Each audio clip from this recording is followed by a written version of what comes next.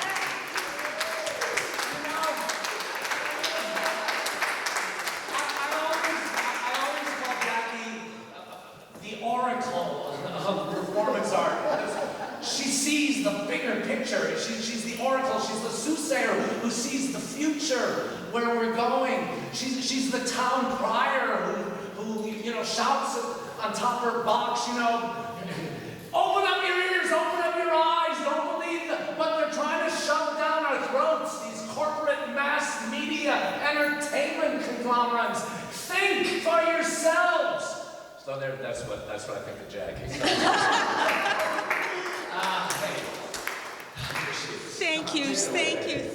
Thank you so much, John.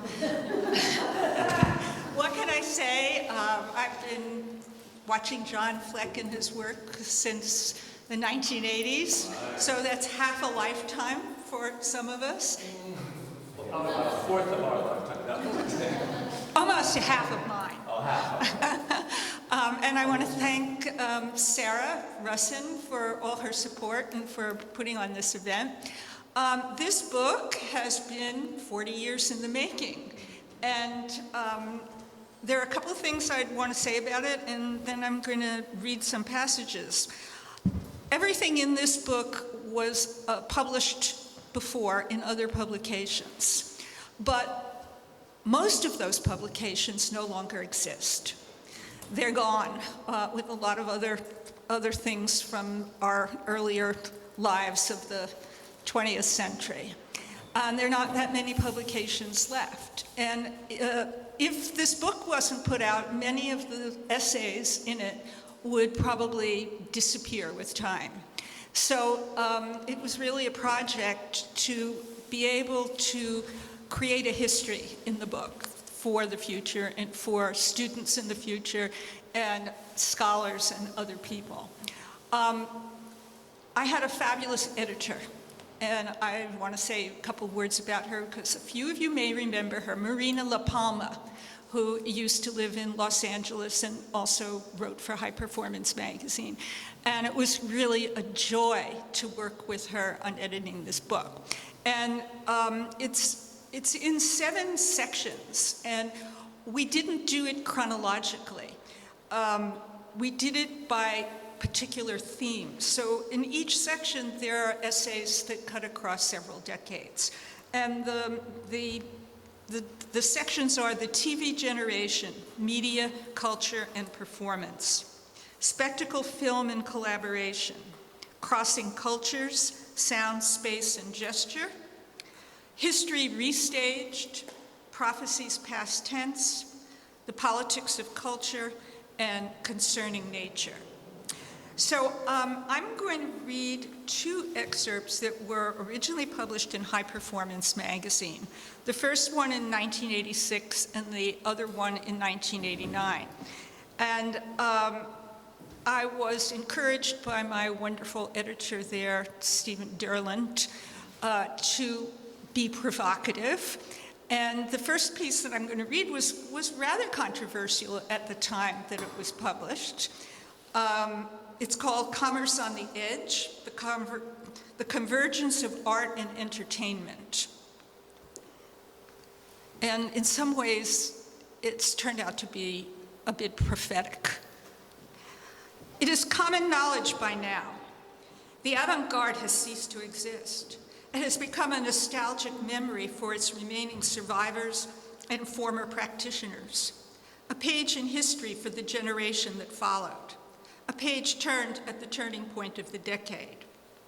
Performance art once operated at the edge, but performance art, I argued several years ago, is not a generic term. It is historically bracketed, referring to a specific body of work defined by a particular ideology and methodology practiced from the late 1960s to the mid-70s. Like happenings of an earlier era, the label is not transferable. Vito Acconci, one of the more notable practitioners of the early 1970s, recently referred to performance art as, quote, belonging to a time that was made it possible. Performance art was a romantic endeavor, a revolutionary art form that came out of a radical time. The times have changed. In the 1980s, performance alone became a new, more appropriate, more accurate descriptive term for the intermediate event, the interdisciplinary spectacle. Non-specific and all-encompassing, it could be applied to any aspect of the many-tentacled dance, theater, video, audio, cabaret, high-tech, star-studded phenomena of our time. Performance is the word of the decade, applied to every aspect of mass culture. Language collapses, disintegrates at the border, falls apart at the defining edge. Let's not confuse everyone by hanging on to the art part. Art is no longer art, and performance is everyone's way of life. Art is an endangered species, an American buffalo, a Siberian tiger hiding out in the Himalayas. Or is it the other way around? Art is everywhere, commonplace and ordinary, prolific as cockroaches. Art is advertising, entertainment, fashion, decoration, and propaganda. Art is TV, and terrorism is performance at its most spectacular. As for life, life is a performance, an artifice, a simulacrum, sometimes a little flat, a little one-dimensional, a little slow compared to the mirror image on the screen. It is a somewhat perverse irony that the philosophies and goals of 2 generations of artists, from the Happenings, Fluxus, and Judson artists of the 1960s to the 1970s conceptualists and feminists, who espoused and attempted to practice the merger of art and life, should bear such muted progeny. How fitting that already performance art as a label has been appropriated by the mass media to describe work so diametrically opposite to what the term originally signified. We weren't paying proper attention. Warhol was the true prophet of our time. It is not the boundaries between art and life that have been erased, but those between the art world and the entertainment industry, between art and the media, between life and TV. The art world has finally been embraced by mass culture and devoured. No need to storm the palace. The inhabitants eagerly court, cavort, and cohabit with the mass bourgeoisie.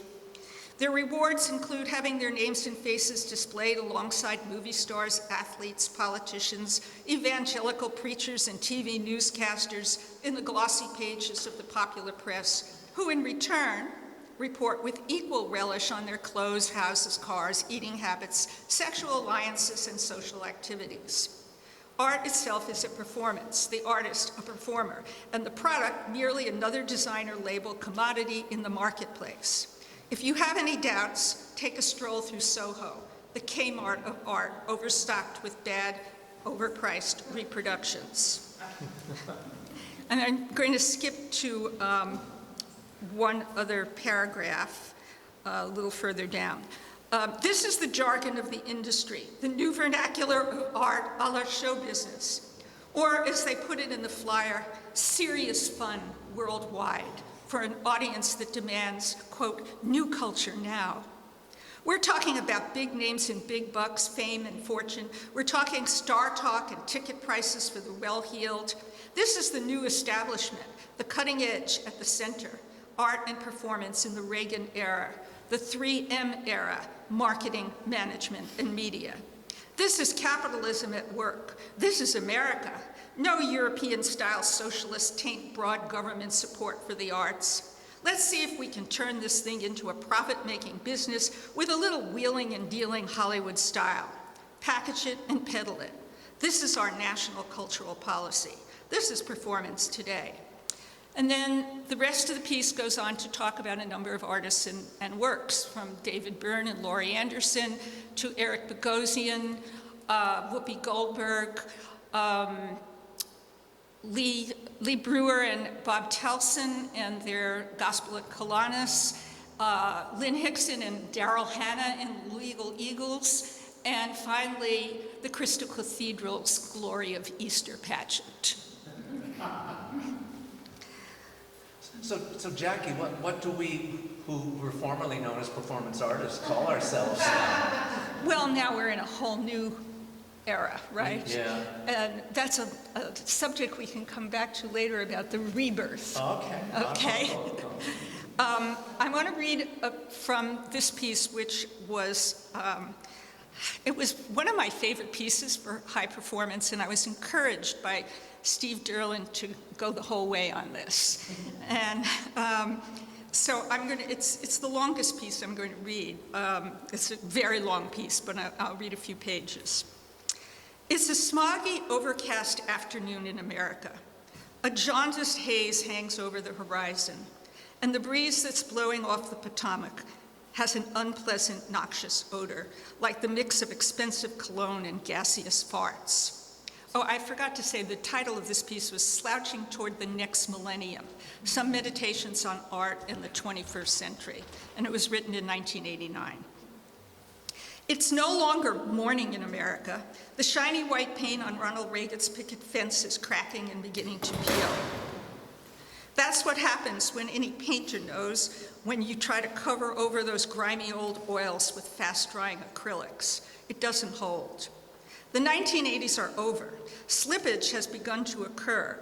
New fault lines have been identified all over the Los Angeles basin, not just the big San Andreas.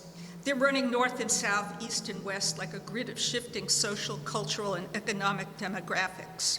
And the quakes this year seem to come with the changing tides, as surely as the phases of the moon.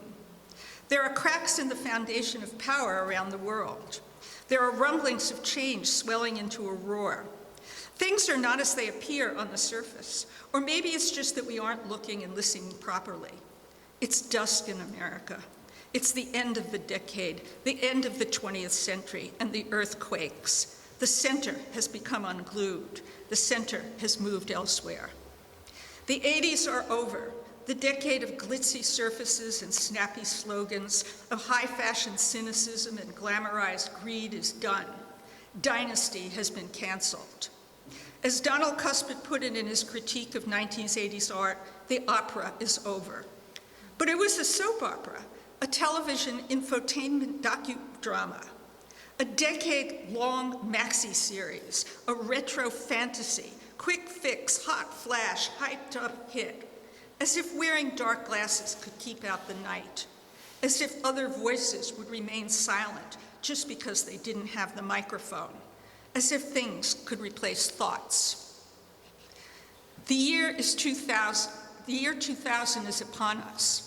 The millennium is almost here, preceded in our consciousness by the baggage of Nostradamus, George Orwell, Buckminster Fuller, Stanley Kubrick, and the replicants of Blade Runner, and the entire cast and crew of the USS Starship Enterprise.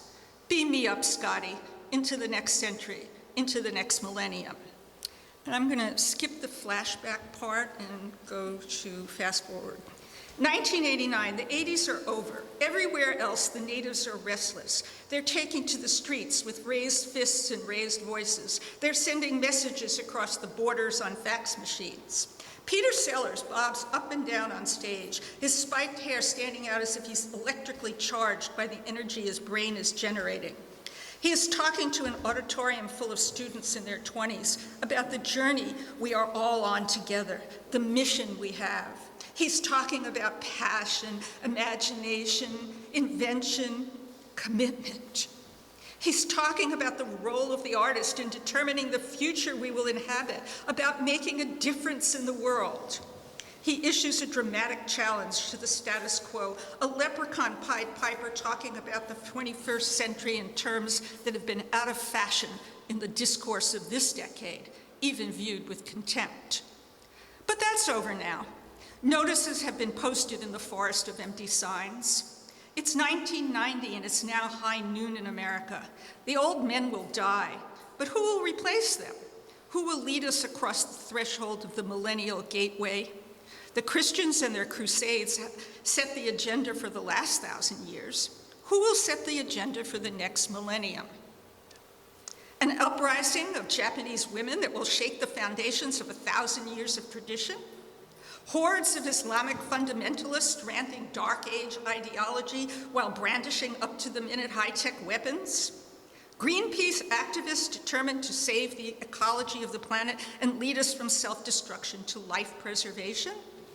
Righteous American Christian fundamentalists burning down libraries, museums, and Planned Parenthood centers?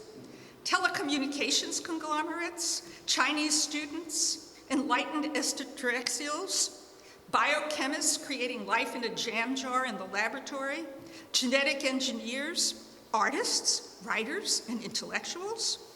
Artists? Maybe in Estonia or Latin America or China, but not in America. In America, artists have no status or value outside of the marketplace.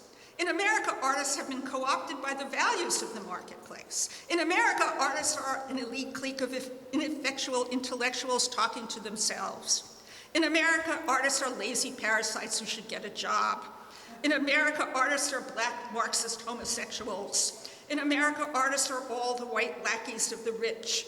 In America, artists are decorators and entertainers. In America, artists are sacrilegious sexual libertarian perverts and pornographers. In America, artists are chic. In America, artists are irrelevant. In America, artists are celebrities. In America, artists have no power or influence. In America, artists should be censored. Flashback, 1988. My students asked me what kind of art I think we'll be making in the 21st century. I don't know, I reply. It depends on what kind of world we make. What's your vision of the future? They exhale a yellow cloud of anxiety as they grope and grasp at fragments of a better past that never was, a time before they were born. The art of the 20th century defies their nostalgia and magnifies their anxiety. They don't like it. And the future, like outer space, is a vast, ominous unknown, not an exciting new frontier. They look scared. 6 months later, I asked another class to put 250,000 people on a technologically state-of-the-art space station and invent, devise, design a world, a social, cultural, political, and economic environment.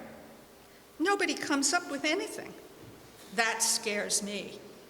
As if the world can only be what it already is. Is that why the scenarios of most science fiction are totalitarian? In most fantasy projections about the next millennium, technology, the hardware, is our Frankenstein, an omnipotent monster god without a soul. In guise of serving us, it becomes our master. We stand in awe of it, we worship it, we love it, and we fear it. We have made it, and now it has taken us over. In this narrative, we have abdicated responsibility. We can wash our hands of it and blame it on the computer. Blame it on the devil, or technology is in the hands of a secret power elite who use it to control the masses. This is the long-term lesson of history. If we repeat it once again in yet another variation, it is not the hardware that is responsible, it is the software, and that is us. It's 1990 and the boundaries between art, media culture, and entertainment genres, public spectacle, and politics have blurred into a white noise static as telecommunications technology and all its relatives are physically, psychologically, politically, and economically restructuring our environment.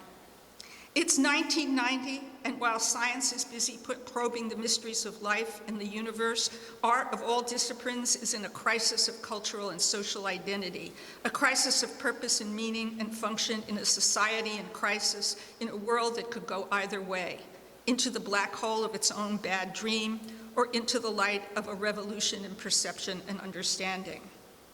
The 1980s rhetoric of postmodernism that proclaimed the end of the modernist ideal of progress, the impossibility of originality or invention, the deceit of language and the absence of real experience, leaves the artist with nothing to do but become a facsimile of him or herself, a jester in the court of consumer culture.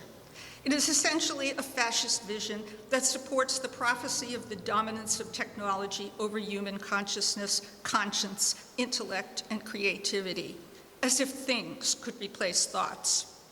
Meanwhile, on the other side of town, the hounds of censorship are sniffing out the scent of sin and sacrilege in the den of art.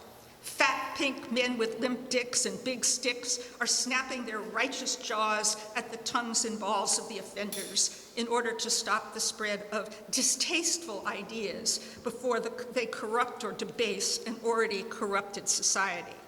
As if art was really a contender for the minds of America. Off with their heads.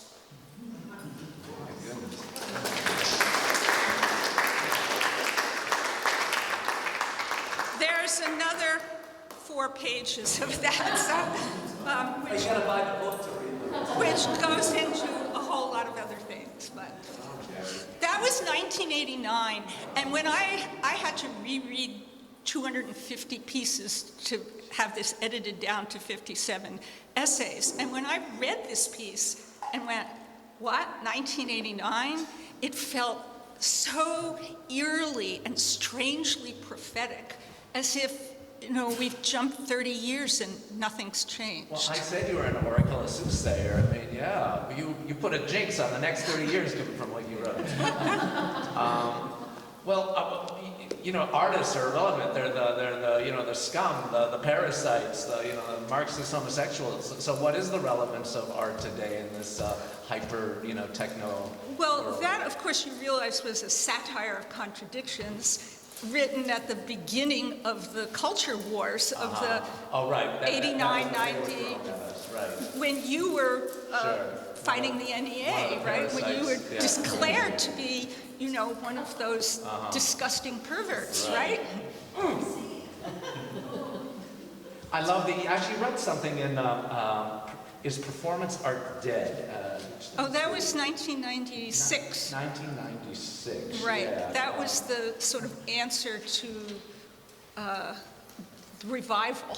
Well, I think Rebirth. Here's something from Politics Performance in the Los Angeles Festival, 1991. You say in the media-dominated 1980s, art became mimic rather than mirror or role model.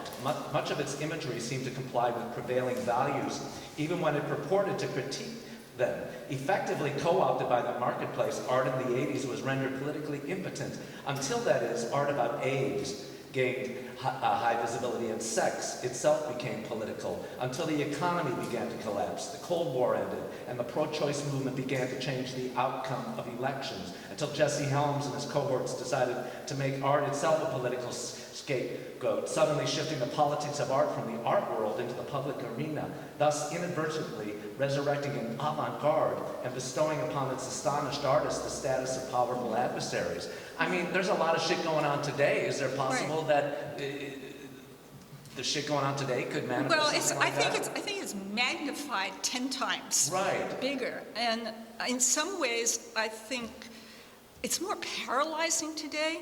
I mean, the truth is, in the environment of the present, that piece I just read would not get published. What, In today's art magazines, Correct. it would not. It would not get published. Satire isn't part of the lexicon in the same way. Satire, irony, all that stuff. And so I mean, I think, it's true. The art market has only increased in terms of what we're talking about, commerce, and it's all about money.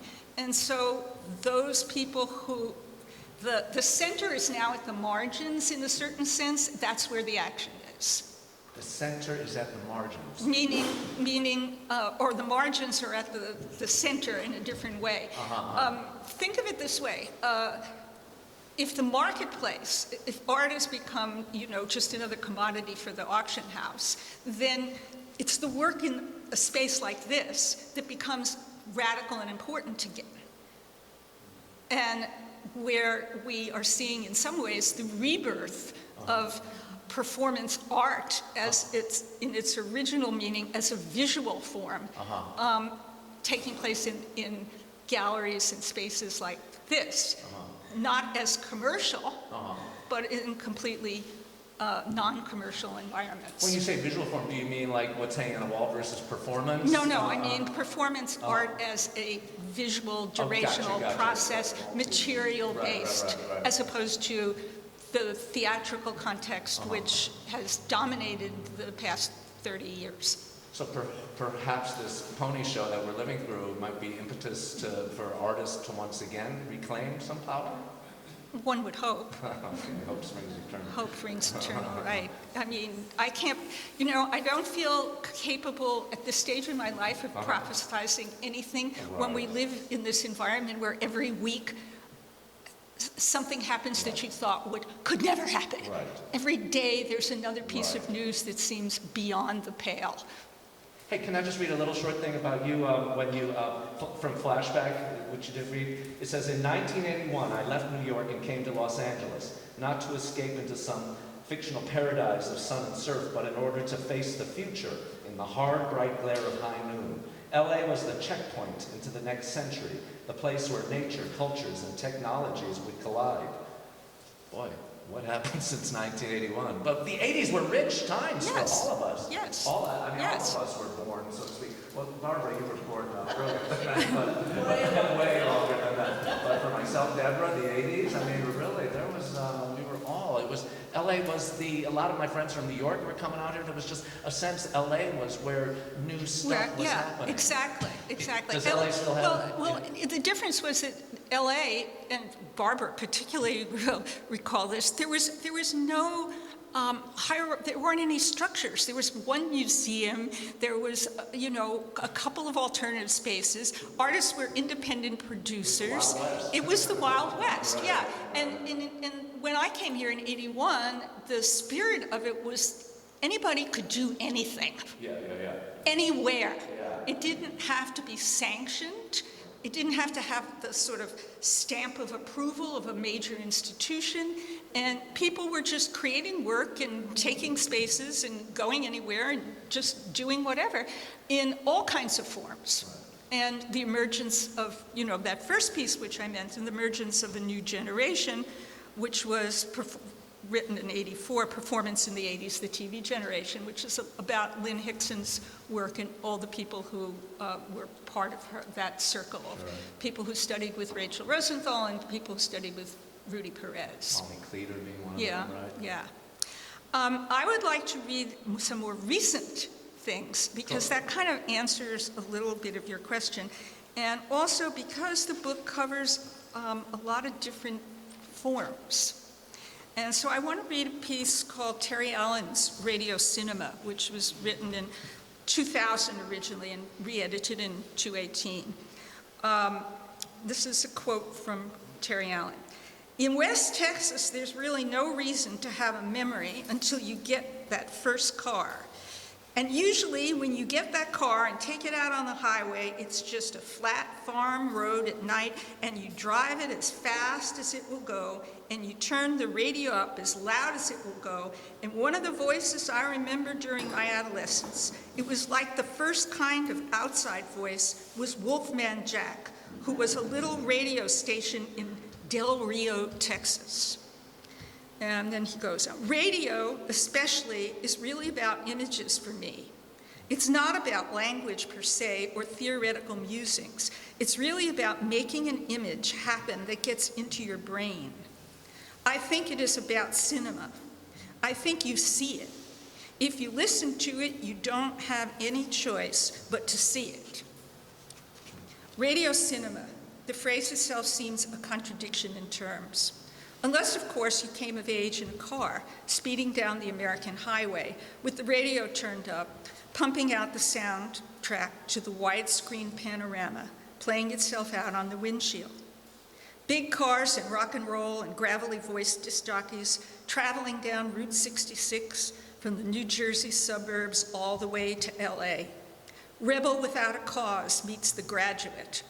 It's a whole montage of images and sounds, lives played out to Alan Freed and Wolfman Jack, and Janis Joplin, Joan Baez and Bob Dylan, the Supremes and the Doors, Good Golly Miss Molly, and Blue Suede Shoes. Recalling the role radio played in his teen years in the 1950s in Lubbock, Texas, Terry Allen told me, quote, "A lot of us, maybe 10 or 15 people, would go out into a cotton patch in our cars and park them in a circle with the headlights facing in. Everybody would tune to the same radio station. We would turn on the headlights and turn up the radios and dance in the circle of cars. If that's not cinematic, I don't know what is." Think of La La Land, the movie, how much later. Still, the traditions of narrative fiction in radio are rooted in theater. It has understandably been a playwright's medium, not a cinematographer's. The ear supersedes the eye in oral space. Thus, stories have been told through dialogues and monologues. However, the generation of American artists whose youth was spent in the company of transistor radios and car radios also grew up in the embrace of visual media. Along with their cherished childhood memories of radio's golden years, they brought both a sophisticated knowledge and an innate understanding of film language and cinematic syntax to their radio work in the 1980s that radically altered the mode of storytelling and exploited the potential of language to manifest vivid images in oral space. In terms of story structure, the linear chronology of the play was replaced by the principles of montage. The fade gave way to the seamless cut, the close-up and the long shot, and the mise-en-scene became as important as the characters. Most notable amongst the artists who chose to make movies for radio or radio cinema are the collective works of visual artist, musician, writer, and performer Terry Allen. Allen is a compelling storyteller, and as a visual artist, he understands the basic principle of the screenplay as a map. Show me, don't tell me.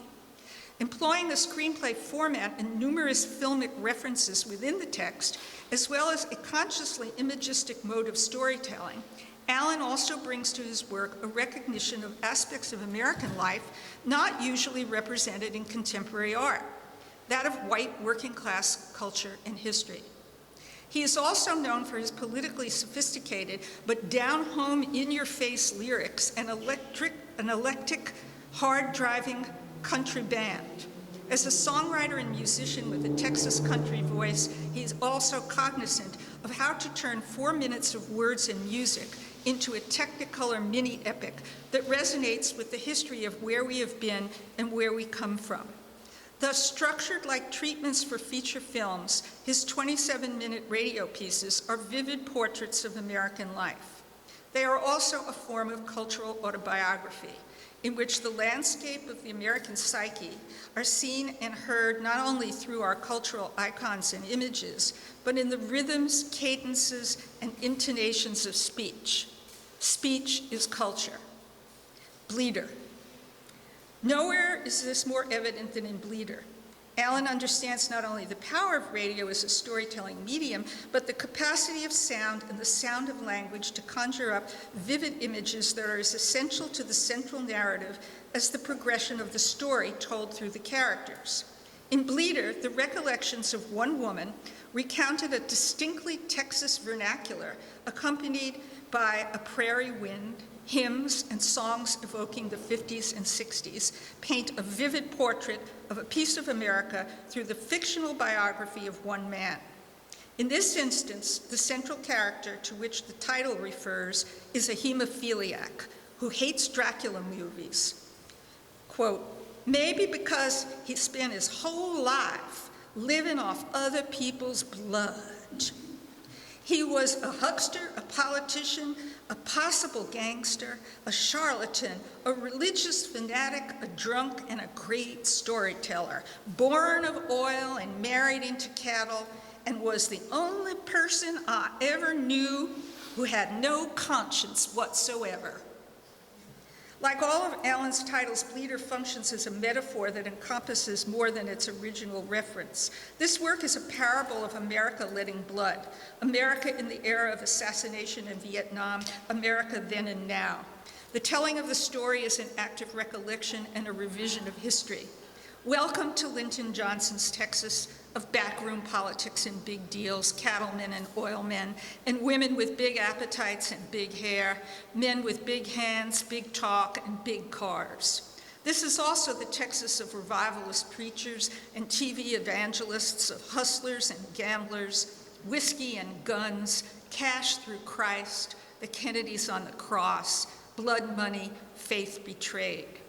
Allen makes every lie reveal a deeper truth as he examines the way history, events, images, memory, and hallucination dissolve into each other, become reworked and mythologized. The Bleeder's life story is told by a woman who knew him. Quote, he's really running through my heart tonight. This eulogy embraces all the dichotomies and contradictions, equalizes all the shadings of good and bad, and transforms him into a cultural icon. For every act of redemption, there are dirty sheets. We'd get really drunk and tell dirty jokes, really filthy. We'd all be laughing our asses off, rolling around, howling on the floor, and all of a sudden he'd just stop, sit at the piano and stare at the keys. He'd start playing and singing real soft, some wonderful, sad, beautiful gospel song. Like the devil had just hopped right out of his mouth and a sweet angel had stepped in. He had a special thing in his heart for Jesus. I think it was all that blood. Violence is in his body, a stomach full of whiskey and blood and Jesus, guns and pills for the pain, and stacks of bills in a suitcase. The Bleeder's biography is also America's biography. We make our own myths. History and memory bleed into each other. Paradox and nostalgia, Auld Lang Syne and a country western song, sex and death and resurrection. He had said, biography is a form of necrophilia. Blood could fly out of him like a dam breaking. God bless America. Amen.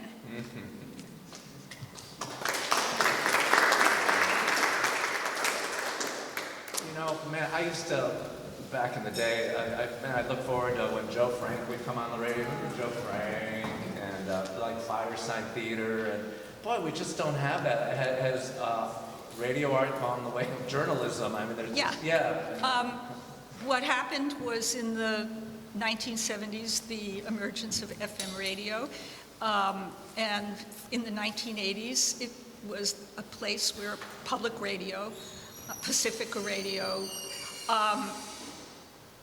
it was what I called the basement rather than the attic of media, right?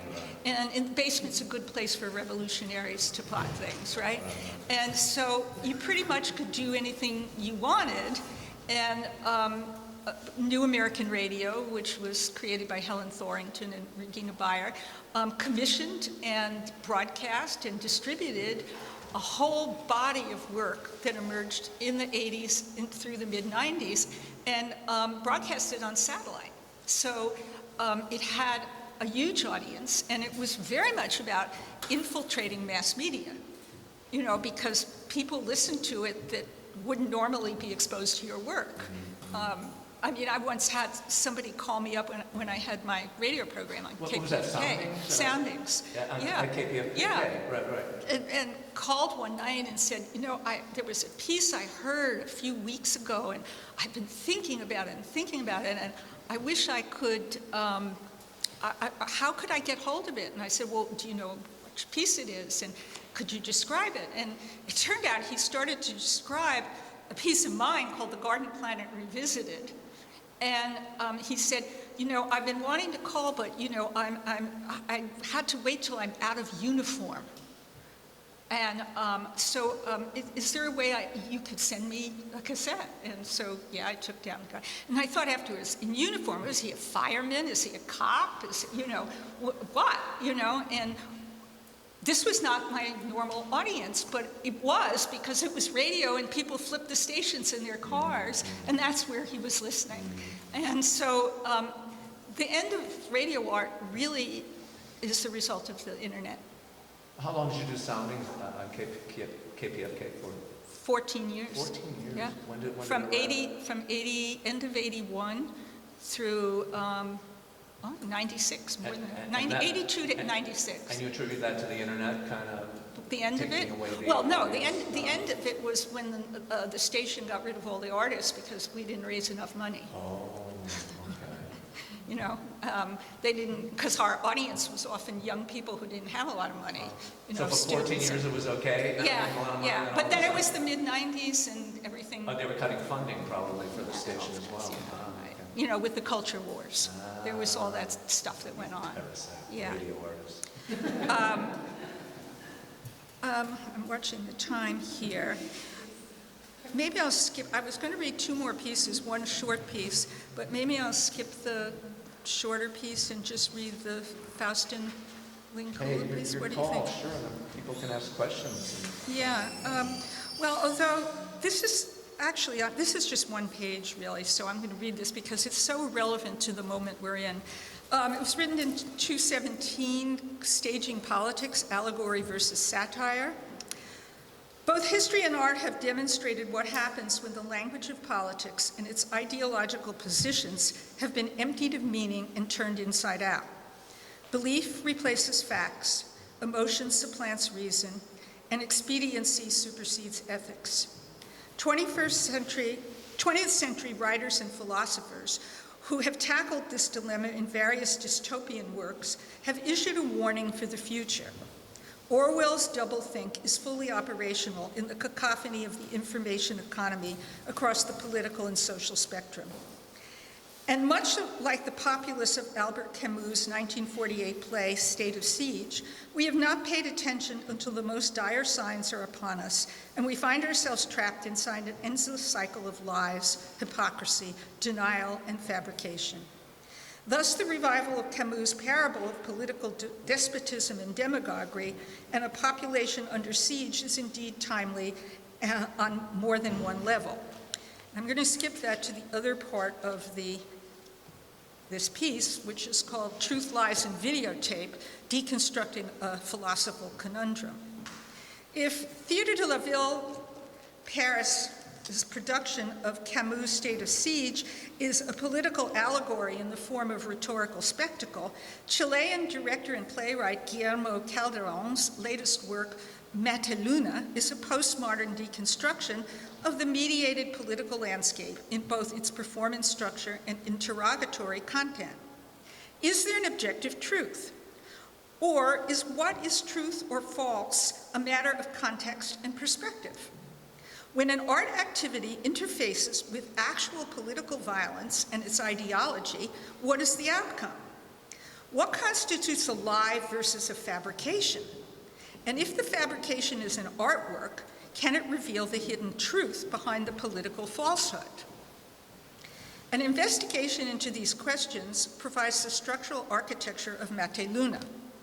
The plot revolves around the efforts of the company of performers to determine the guilt or innocence of real-life Jorge Mate Luna, a former anti-Pinochet guerrilla who was serving a sentence for a bank robbery he proclaims he did not commit. In the present context of so-called fake news, fantasy versus disinformation versus fact, what makes this performance work so engaging and revelatory is the way in which the performers debate and critique their own actions as they attempt to find answers in their role as artists. Instead of engaging in the tyranny of political correctness, didacticism is replaced by reasonable doubt, dogma by skepticism, and self-righteousness by dark humor and a self-deprecating sense of irony throughout. At the same time, they confront a corrupt justice system, question bloodshed as a viable means against oppression, and acknowledge the seduction of a consumer culture as another form of political manipulation. Although it was in Spanish with English subtitles, the natural conversational tone of the dialogue made it as easy to follow as a subtitled film. The result was a refreshingly candid look at how language and images work to shape and control what we believe. In their search for answers, the artists became both detectives, poring over actual evidence, and judge and jury trying to come to a conclusion as to guilt or innocence. This raised the question of motive and whether or not that should be considered in assessing the evidence. As a youthful member of an underground guerrilla group fighting the Pinochet dictatorship, Mate Luna was driven by his passion for justice, not money. Thus, after having served time as a political prisoner, why would a gainfully employed family man rob a bank years later, they ask? Despite a video of so-called incontrovertible evidence, the performers are not convinced. If the eyewitness identification of Mate Luna is false, and he is convicted despite his alibi, what part did his political past play in the police action? And then it goes on to explore the complexities of this work in which the performers question each other and their own motives. Yeah. 217, right there in the Trump era. The alternative facts era, right. Right. And the last piece, which was also written in 217, is Faustin Linyekula's Journey from Darkness to Light. And this is about a group of artists, dancers, and actors from the Congo. As Americans, we are repeatedly stunned, shocked, appalled by each new incident of seemingly random mass shooting by some male loner motivated by personal rage and despair rather than ideological zeal. The most recent being Las Vegas, the one with the largest body count. But before that, there was Orlando, Santa Barbara, various other school campuses and public places, names faded in memory going back to Columbine. We wring our hands and shed tears of sympathy for the victims and their families. Speeches are made decrying the availability of military-grade weaponry. Voices are raised condemning gun culture. And then our lives go on with business as usual until the next time. For in the deepest, darkest place in the national psyche, we accept it will happen again. Some historians might argue that our nation was built on a foundation of violence and slavery from the outset. And if you are African American, more than a century of lynching, incarceration, and police brutality are part of your heritage, except for those who have served in the military. To live with the daily violence and destruction of perpetual war and local conflict, as in the Middle East, Africa, and Central Asia, is for most Americans unimaginable on a visceral level. It is something we watch, pictures on a screen, not something we live with in the middle of. We can turn it off. As for the Democratic Republic of the Congo, also briefly known as Zaire, many Americans have no idea where that is or even care. For those that read books in their youth, the Congo may be recalled as the otherworldly locale of the late 19th century colonial exploitation portrayed in Joseph Conrad's novella, The Heart of Darkness, which ironically became the inspiration for Francis Ford Coppola's Vietnam War epic, Apocalypse Now.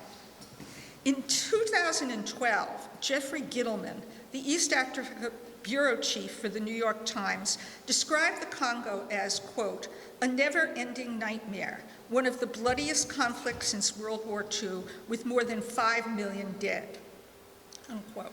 A land of spectacular natural resources, it is one of the poorest nations on earth. First made a colony by King Leopold of Belgium in 1870, it finally achieved independence in June of 1960 under the name Republic of Congo, also only to be subsequently ruled and renamed by a few of Africa's most corrupt and repressive dictators, Mobutu Sese Seko and Joseph Kabila. A pawn in the Cold War and the battleground of competing revolutionary groups from both outside and inside the country, the Congo has been, quote, rived by civil war, haunted by warlords and drugged-up child soldiers, and called the rape capital of the world. And yet, what is most remarkable is that out of this, or in the midst of it, has arisen poetry, a belief in beauty and love, and in art as one's highest calling, an act of salvation and redemption. Faustin Lignecula Studio Cabaco's performance, Sur les traces de Dinosaure, the search for Dinosaur, is just such a transcendent and breathtaking work. Performed at Red Cat before a spellbound audience, it is an act of remembrance and reclamation. Pain, loss, and suffering are made palpable through the bodies of the 6 men in the company, but so are friendship, brotherhood, and love. Their experiences and that of their country are given voice as lived and witnessed. But unlike much of contemporary political theater in our Western postmodern world, it is done without recrimination, righteousness, or outrage. Quote, in the face of political corruption, child soldiers, and senseless death, was it possible to make poetry and beauty? Lignecula asked himself in 2007. Apparently so, which leads us to wonder at how he found the way to do that. As Mark Swed so eloquently described in his Los Angeles Times review, quote, rather than redirecting power, as protest art feels it must do, Lignecula simply soaks it up bravely, at times violently, and you fear possibly fatally, but never sanctimoniously, unquote. But then this work, although essentially political, is not simply a protest work. The creation and performance of Dinosaur is a spiritual act, not just of survival, but of forgiveness. It embodies the triumph of the creative imagination over darkness, despair, and hopelessness. Out of the artist's journey of self-empowerment arose the necessity of reclaiming one's culture in all its diversity and richness and saving it from extinction in the wasteland of post-colonialism's endless ethnic power struggles and political strife. Hence the name Dinosaur, with its reference to dinosaur, as in searching for something lost. It represents Lignecula and his Kinsangani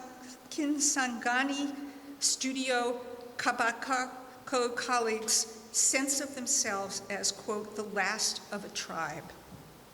Yet they do not present themselves as victims, rather as active participants fully engaged in their own and their country's transformation. There is sorrow, but without the sting of acrimony, despite the death of friends, incarceration, torture, and exile. Remarkably, there are no sides taken in the presentation of unembellished historical facts. The performance opens with 5 men in white shirts and dark pants standing on the far left, Another in whiteface stands alone on the far right. His raised hand with spread fingers vibrates as an intense blast of electronic music sends out a high-pitched, pounding, screaming wave of sound. It seems to charge through his body like an electrical current. Or is it the other way around, emanating from him? This is a choreography conceived in a different language, a form of narrative poetry written in, with, and through the body, not on it. What follows for the next 90 minutes is a heart-pounding dance of breath, blood, and tears. The bodies of the 6 dancers engage in variations of intense spasmodic movements, taking in resonating energy and expelling it back out. The evening culminates in dancer Jeannot Kumbonyeki, Deba's boundary-shattering body-soul merger with Jimi Hendrix's Voodoo Chili. And then I'm just going to read the last paragraph of the piece that sums up the rest of the description. What does it take to have the capacity to rise above all the brutality and suffering that surrounds you to make something of such power and beauty? Sheer force of mind and will?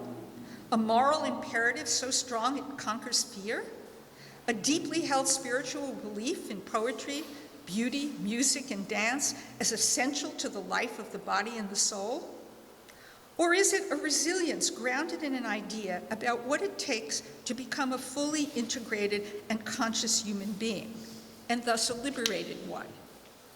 Through the determination and eloquence of the Congolese men who had the courage and vision to create this work, we have a chance to see a different perspective on what is of true value and what it takes to make a better self and a better world in the face of overwhelming obstacles.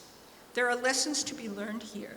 We should pay close attention and maybe look more deeply into our own heart of darkness and the moral morass, violence, vulgarity, hypocrisy, and mendacity that has infected our own culture and country in this very, very sad time.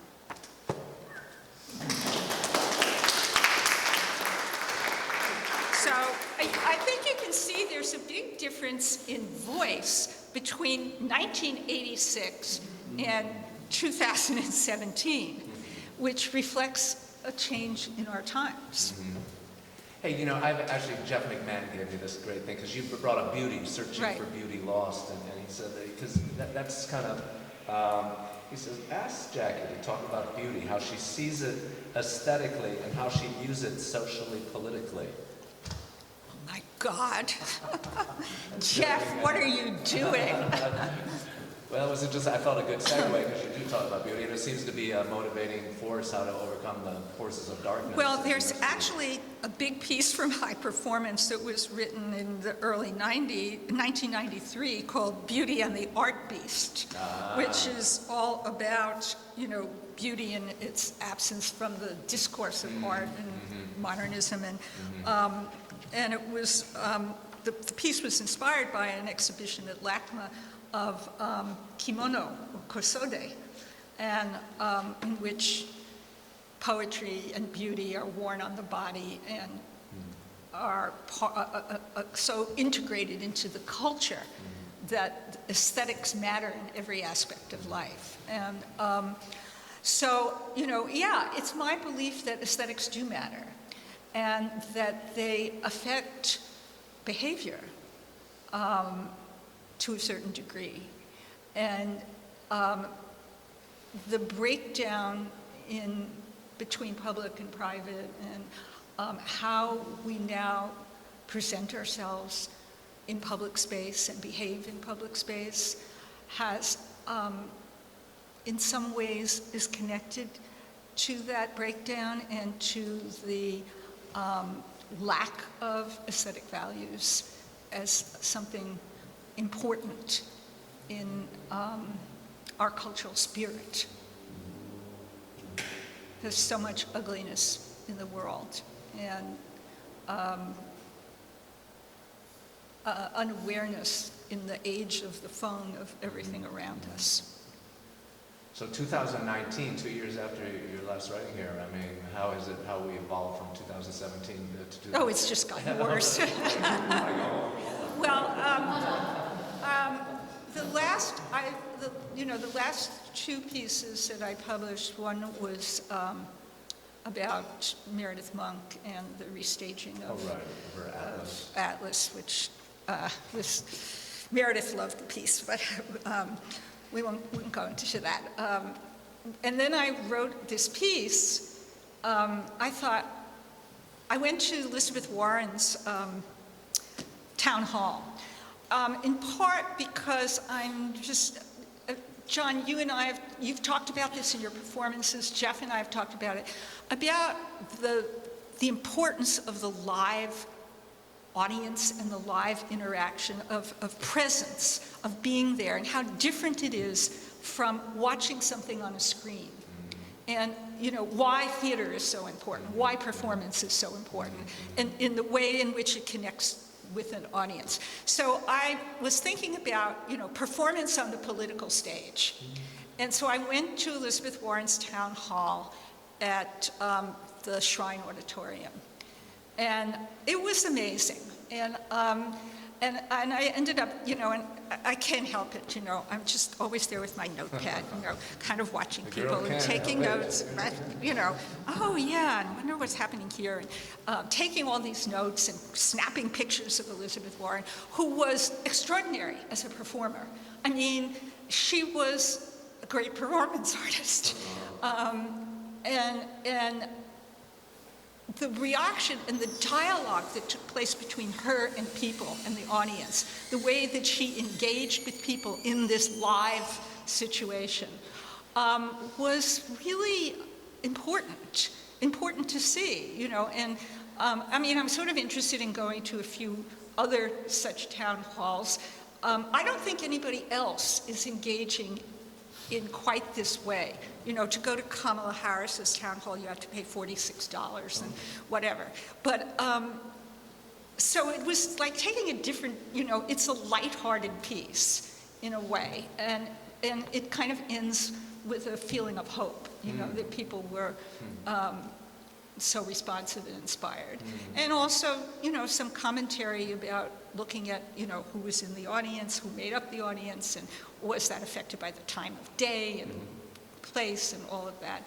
But I've just written a new piece that is not up yet about Lygia Lewis's performance, which Deborah went to and Julie went to, and it's a 2,200 word piece with a lot of photos of a very, very, very complex work.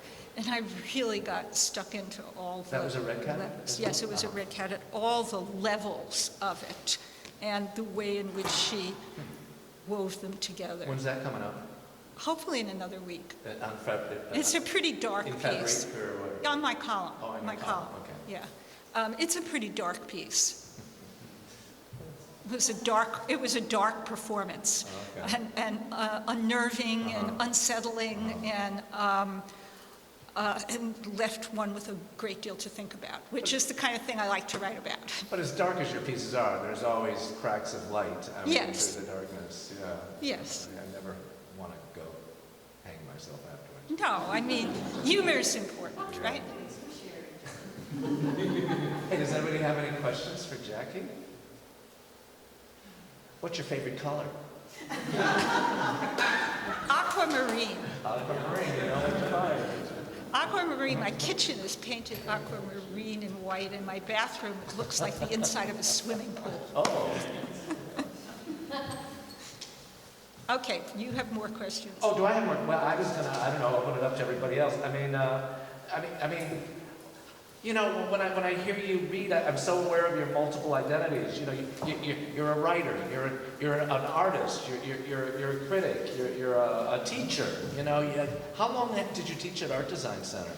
33 years. 33 years, wow. 33 years. How did that affect the arc of your writing over 33 years as a teacher? Because I do always feel I learn a lot from reading. Well, I loved teaching, and you know, it was kind of like performance. Sure. And yeah. it's changed, you know, and I got kind of burnt out by the end, and also the students are different, and there's all this bureaucracy, and too much administration, and a lot of restrictions. And, I taught cultural history, modernist cultural history, but I also taught performance art for a number of years, just once a year in the summers, in the summer term.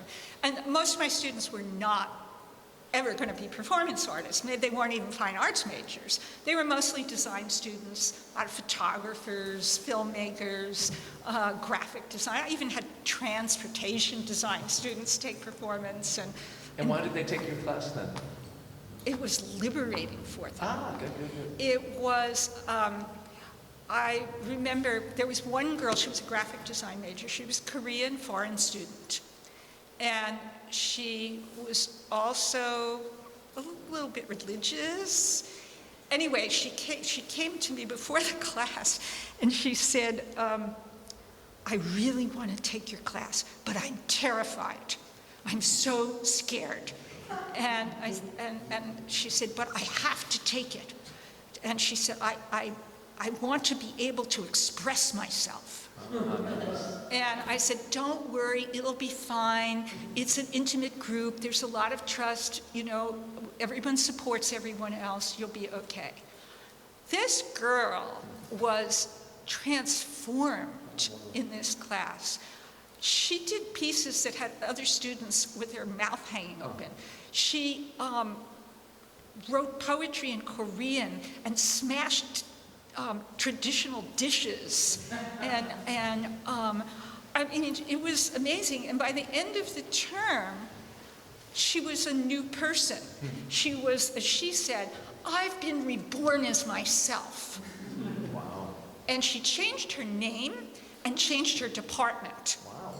And then went out and pursued a faculty member in environmental design, and went to his architecture office and made a presentation of her ideas with what she called her newfound confidence. Oh, man. So, when you say, why did they take performance art? Because it was, often also, they came into class, they were so not in their bodies. I mean, totally, just like in their heads and hand moving, right? And so the first thing they had to do is get into their bodies, and we did exercises to get them to forget about how they looked. Just kind of be energy, and do things. And they ended up doing things they never imagined they could do. Now, you said there were restrictions that happened along the way. Were those like censorship restrictions or political correctness restrictions? Oh yeah. In the past few years, absolutely.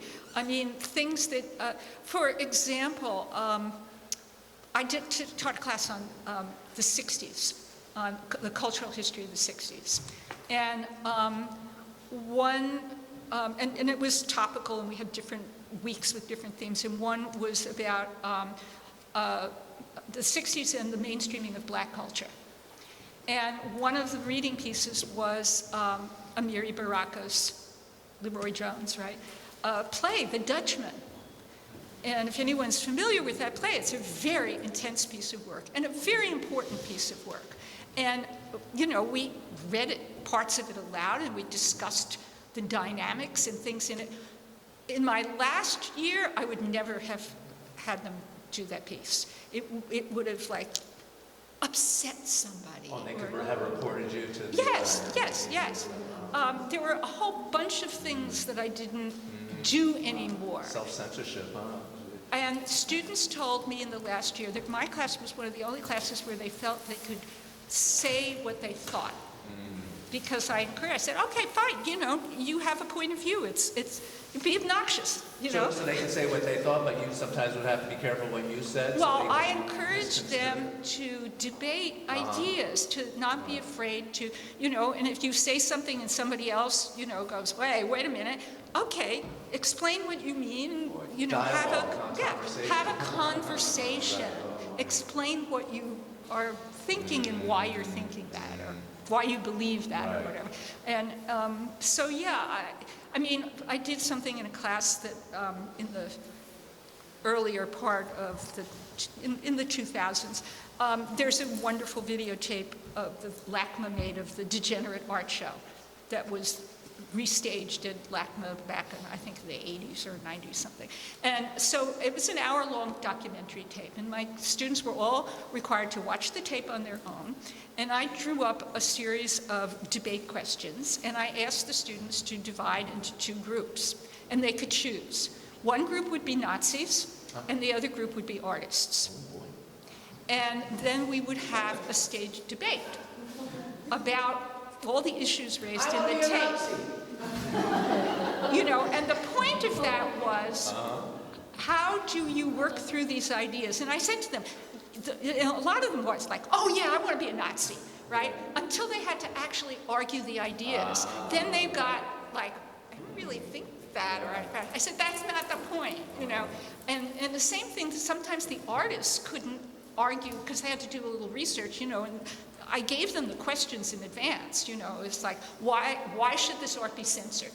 Or why is it important not to be censored? And argued on that. And some of the artists just would go, well, we're artists and we want to express ourselves, right? And I was like, that's not an argument.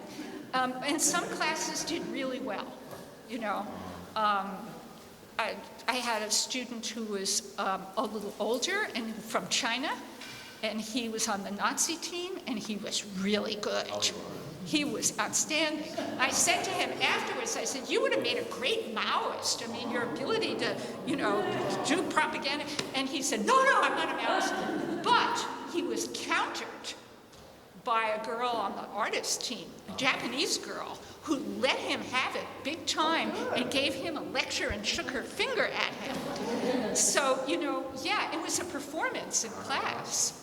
And so over the years of teaching, you know, it really was about, you know, students learning to do critical thinking and work through a lot of different kinds of ideas and talk about them. And teaching is so important, you know. Jesus. I mean, all of us. Well, I'll tell you, in the 1980s, when I first started teaching there, I had a student, and I'm pretty sure that's who it was. He was only there for a term. Sasha... Baron Cohen? Baron Cohen. Oh my. Okay. Yeah.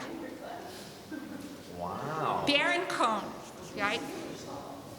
He was this tall, skinny guy, and at the time he had part of his hair bleached blonde and sticking out, and he and a friend, and they were film students, and he and a friend said, I want to do my midterm as a performance. And I said, well, what do you have in mind? He said, a debate between a surrealist and a fascist. And I said, okay, you go for it, right? So the debate was between Hitler and Artaud.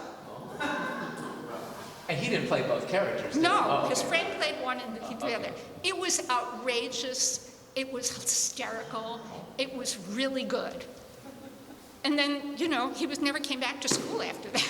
I guess he got what he needed. You know, I was like, okay, you know, wow. So, questions, please, from the audience, not just from John. Yes, Ann. How much in your book gender is covered by whom, or is there a spectrum over the years? There's all kinds of people, and, well, I can answer your question. In the back of the book is a list of all of the artists, and so I think it's pretty well split. There's Anna Hamler and Anne-Theresa de Keersmacher, Bonnie Oda Holmesley, let's see, Gemma Nelson, Cloud Eye Control with Miwa Matriak and Cynthia Hopkins. Let's see here.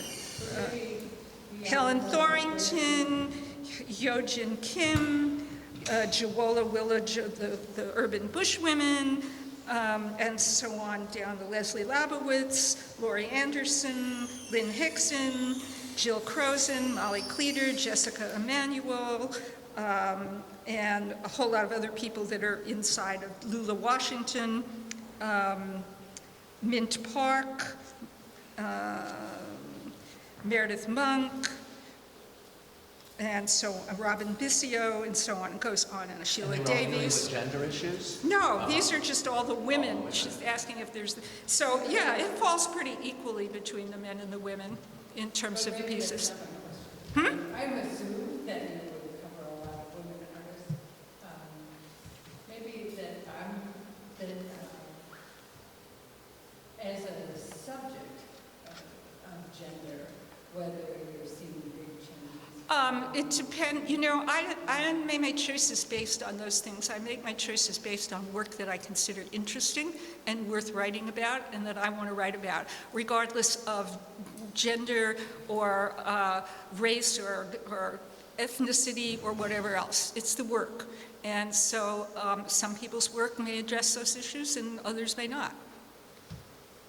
So it's not specific to that. It's not the theme. I have a question. Yeah. Way aside from that, if you consider what Elizabeth Warren did, What? if you consider what you felt Elizabeth Warren was doing, Right. You want to make a phone? no, No, you're on, okay. It was just, you know, it was one of those things where, it felt like a performance. was it what? It felt like a performance art. Well, I put that sort of in quotes in that she came out onto the stage, you know, she just ran out with a microphone in her hand up to the edge of the stage. She did a little of her autobiographical presentation, reminded me of a lot of artists who have done autobiographical work, you know, i.e. Dan Kwong or Tim Miller or other people who've engaged in autobiography, in which she told her little story. She had little breaks in the sides. She walked around. There was a lot of gesture. Moments when she stopped. Engaging people like a performance. Yes. Okay, so my segue is, do you think Greta Thunberg is doing something similar? Would you put her in a category? I think she's just extraordinary. Yeah, I think she's extraordinary too. No, I think- But do you think she's using some of the tools by happenstance maybe? Not consciously, not consciously. I think she just, no. But I don't think Elizabeth Warren was either. She's a pretty polished performer. She did certain things that took a certain kind of awareness of how she switches from one role to another, changes the way she's directing things. She has a very strong awareness of presentation in front of an audience. And I think part of it is because of all her years of teaching. Plus, she mastered in public debate in Exactly. college. Exactly. And as a teacher, you know, she does things that is like, remind you of your favorite professor who's passionate about their subject and strolling up and down the classroom and, you know, raising questions to her students. She uses those techniques. And in that sense, you know, for many of us who, especially people who take seminars, it's performative. It's a way of stimulating your students. And so in this era of bombardment of social media, how do you think that adds to? What? How do you think the bombardment of social media adds to that? Oh, yes, of course, of course. So how do you think it adds to your perception? Don't get me started about social media. I just did. The cat's out of the bag. I don't want to talk about social media. I've known you for years. So. Does anybody have any more questions about the book or its contents?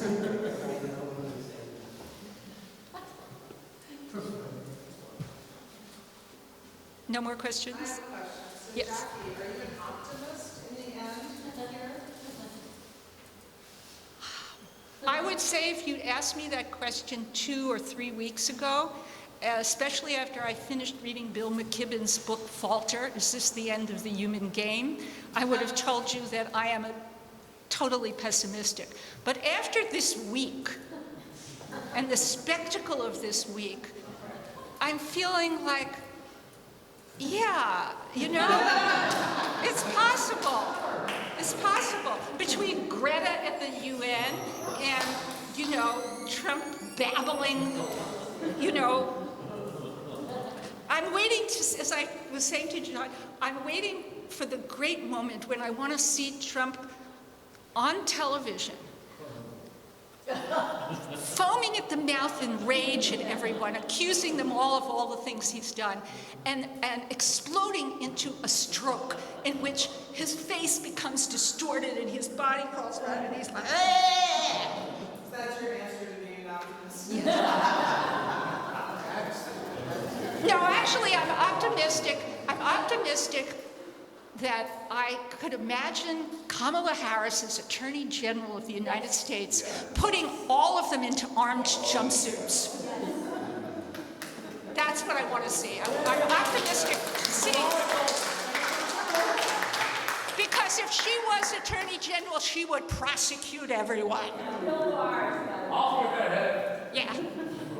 Off with their heads. All right, so we're ending on an optimistic. And there are books outside to buy, and I will happily sign all your books for you.